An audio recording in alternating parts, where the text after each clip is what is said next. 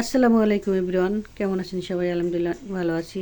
দেখতেছেন নিজেকে কিভাবে দেখতেছি, নিজেকে গুড় করে দেখতেছি আর সাজতেছি। আমার একটা দাওয়াত ছিল, সেদিন শুক্রবার ছিল, তাই দাওয়াতে যাব, বিয়ের দাওয়াত। তো যাই হোক, অনেক দূরে যাব, একা একা সাজতেছিলাম আর নিজেকে দেখতেছিলাম। তারপরে চলে আসলাম। চতুর্দিকটা খুব নিরিবিলি ছিল, শুক্রবার তো দোকানের সামনে গরু বাঁধা, এটা জবাই করবে। তা আমি বাসে উঠলাম। ফাইনালি দেখেন চতুর্দিকে, এটা হলো এয়ারপোর্ট। অনেক দূরে যাব আসলে, এয়ারপোর্ট দিয়ে আগাম কত সুন্দর লাগতেছিল। তারপরে ফাইনালি বাস থেকে নেমেই তারপরে চলে আসলাম। এখানে একটু ওয়েট করতেছিলাম। এখানে ওয়েট করতে আমাকে নিতে আসবে, আমি বাড়ি পর্যন্ত চিনব না।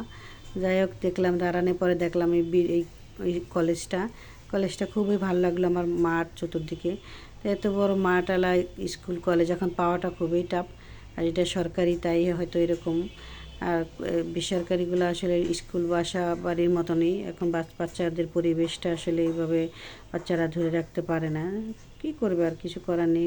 শহরে যারা থাকে তাদের পরিবেশটা এরকম হয়ে যায়, গুন্ডির মধ্যে সব কিছু। তারপরে ফাইনালি বাড়িতে আসার পরে দেখলাম এখানে মাঠের ভিতরে রান্না বান্না চলতেছে। এখানেও সেই রকম পরিবেশটা মাশাল্লাহ, চতুর্দিকে সবুজ, একটু গ্রাম গ্রাম ভাব। তা রান্না করতেছিল। আর সাইডে প্যান্ডেল তৈরি করছে বসার জন্য। এলো বাড়িতে চলে আসলাম, ভিতরে ঢুকবো। ঢুকে দেখেন বিড়ালটা কত সুন্দর বসে আছে। আর এলো আমার সব পরিচিত মুখ। এদের বিয়ে বাড়ি এটা। আমি ওই আমার আপা হয়, আপার বিয়ে বাড়ি আসছি দাওয়াত খেতে। তাই এখানে বেআইন আবার মিষ্টি নিয়ে আসলো আমাদেরকে, মিষ্টি দেওয়ার জন্য। মিষ্টি সবাই বসে মিষ্টি খাচ্ছিলাম আর গল্প করতেছিলাম। এবার তো বাবা আসলো, বাবা মেয়েকে জড়িয়ে ধরলো, এই মেয়ের বিয়ে। আর এরা খুব পর্দাশীল, ভিডিও করতে দেয় না, তারপরেও শুধু একটুখানি ভিডিও করলাম। আর খুব কান্না করতেছিল। আর মেয়ে রইলো দুইটাই মেয়ে, তার কোনো ছেলে সন্তান নাই। দুইটা মেয়ে, এটা ছোটো মেয়ের বিয়ে, বড় মেয়ের বিয়ে হয়ে গেছে ঢাকাতে, এই মেয়েরও বিয়ে হয়ে গেছে ঢাকাতে। তো একা থাকবো, বাবা মা খুব কষ্ট পাচ্ছিল। আসলে মেয়েদের ভাগ্যটা এরকম, কিছু করার নেই। তারপরে আমাদের খাবার দিল, ওয়েট করতে করতে তারপরে খাবার টেবিলে আসলাম। এসে দেখলাম খাবার আয়োজন করছে মাশাআল্লাহ, অনেক ভালো। চিংড়ি মাছ, সাথে রোস্ট, সালাদ, গরুর মাংস, ডিম, অনেক কিছুই ছিল। তা রান্নাটাও খুব মজা হয়েছিল। আর আমিও একটু ভিডিও করতেছিলাম। আর এটা আমার ভাগ্নি হয়, মেয়েটা ভিডিও করতে দিচ্ছিল না, বলতেছিল যে আন্টি আমাকে ভিডিও করেন, আপনি ভিডিও ছাড়বেন। যাই হোক, তারপরেও টুকটাক করছি।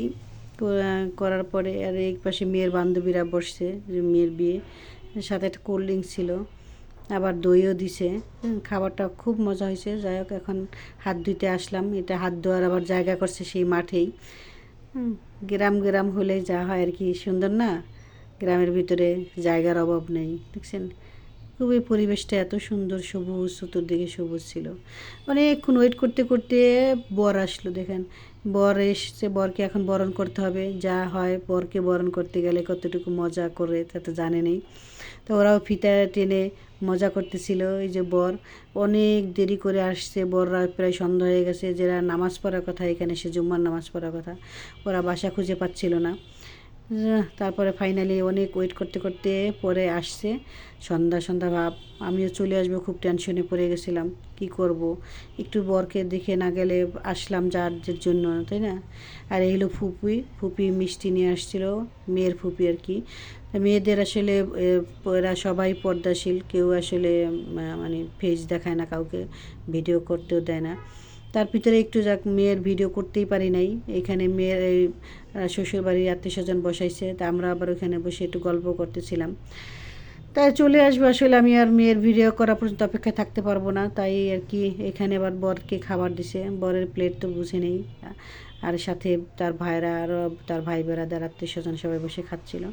তা সবাই ভালো থাকবেন। আর আমার ভিডিওটা সবাই লাইক কমেন্ট শেয়ার করবেন। আর বেশি বেশি করে আমাকে একটু ভালোবাসা দিবেন, আমার জন্য দোয়া করবেন। আপনারা সবাই ভালো